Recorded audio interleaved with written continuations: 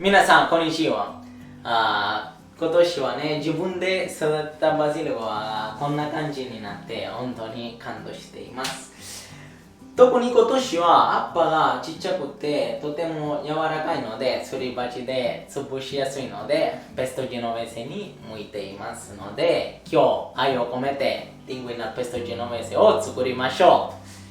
料理を作る前に、大事なことが言いたいんですけど、今日本当に伝統的な作り方でペストジェノベーゼを作るんですけど、ペストジェノベーゼだけじゃなくてイタリアの料理の一般的に伝統的な作り方だから一番美味しいと限らない。それはただ偏った考え方だと思います。しかしペストジェノベーゼ技術的な視点から見ると、すり鉢で作った方が絶対美味しいと思います。なぜかというと、ミキサーで作ったら摩擦熱のせいで、バジルの葉が酸化させるので、味、うまみ、香り、色など全然違います。それでは作り始めましょう。ニンニクはね、日本のニンニクはとても優しいけど、このソースだったら火を入れないので少しだけで大丈夫だと思います。で、最初にニンニクと塩と松の実、つまり硬いものを入れて叩くんじゃなくて反り回す。そうすぐできるソースなのでパスタを入れましょう。今回もパスタは半分ぐらい茹で汁で半分ぐらいフライパンで煮込みましょ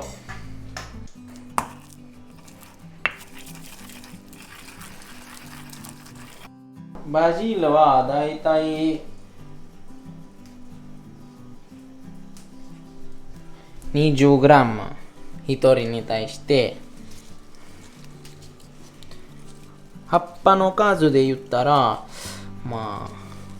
こんなにちっちゃいだったら50枚かな。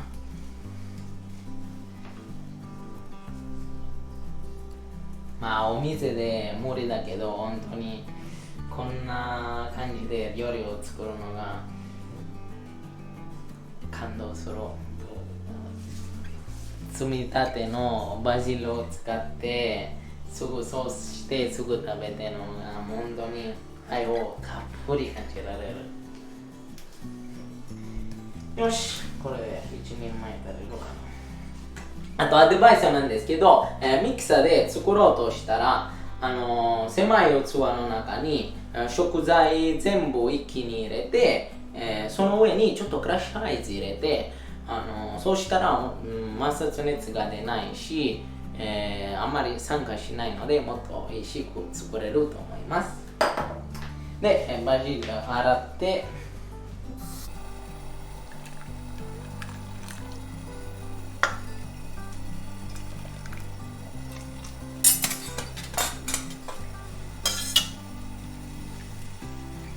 フライパンの中で煮込みます。で、優しく水気を切って、で、だいたい15は2回に分けて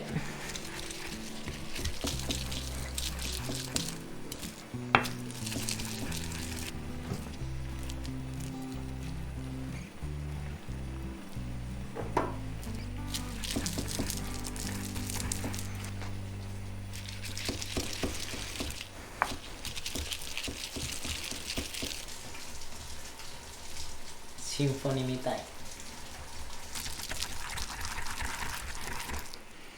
で、こんな感じだったら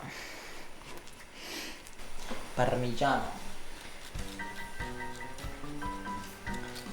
1人に対してだいたい 10g 入れて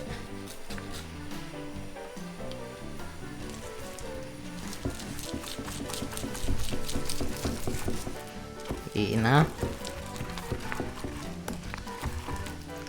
で、最後にペスト状になったら、酸味が低いオリーブエクストラバージンドオリーブちょっとだけ入れて完成させましょう。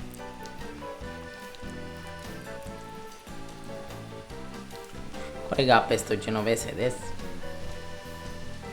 素晴らしい香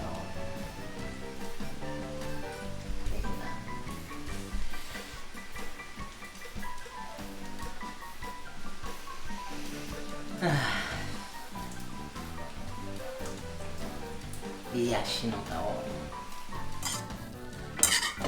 パスタはね、水分ほとんど飛んだら火を消して、ペストジェノベーゼあまり酸化しないように温度を下げて、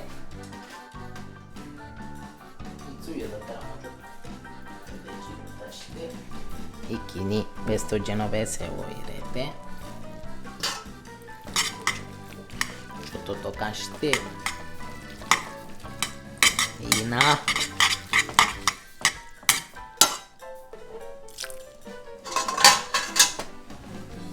もうちょっとオリーブエクストラバージンドオリーブ。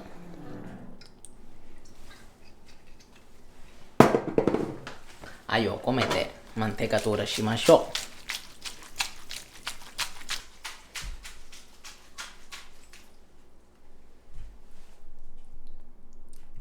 う。メラビリューズ。よし、盛り付けしましょ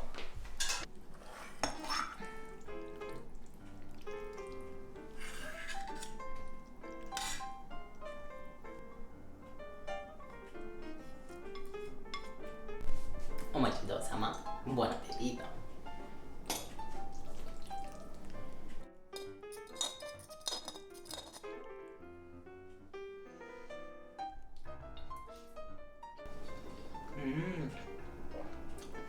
爽快なパスタ。おいしい。おいしい。